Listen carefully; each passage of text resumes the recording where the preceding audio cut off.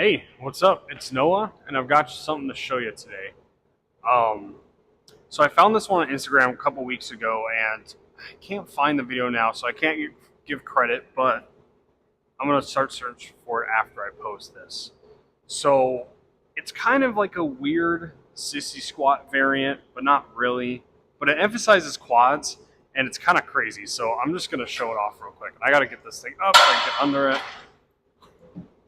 And it's a very weird setup, but it definitely emphasizes the quad, and it can definitely help with knee tendon.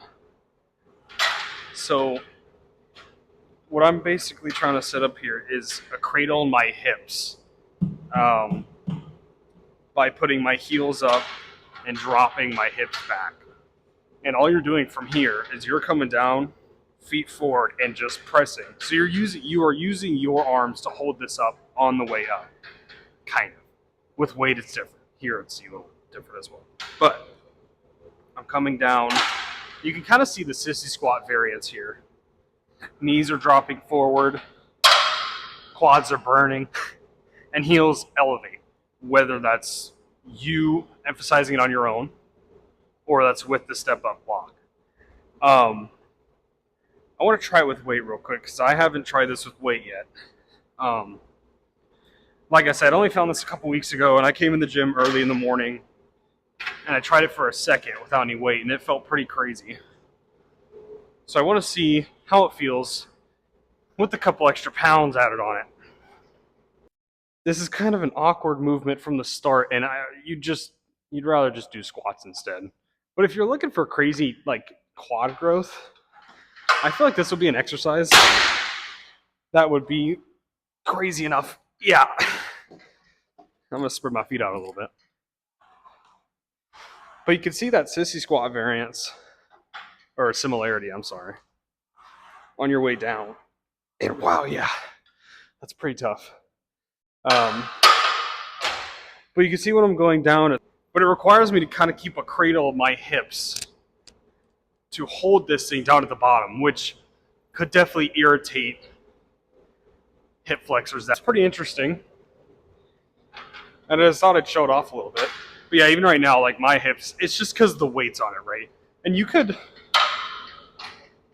probably ease up that pain with a bar foam, whatever those are called. And ours is somehow nowhere to be seen.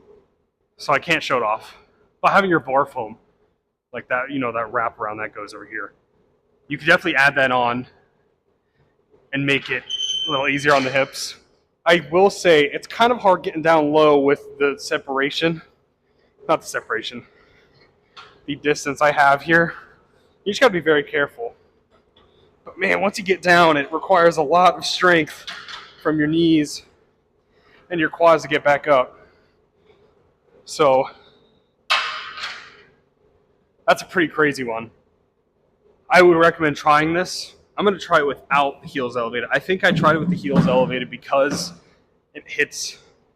I guess you can't lower it from here. So this is all I've got, and it's probably different in other gyms. But you can do it with heels on the floor too. Same principle here, and man, I will say that's pretty tough. Would I say go ahead and try it if you want to see some different quad activation? I mean, from there alone, those like 10 I did in total, I feel my quads a little bit.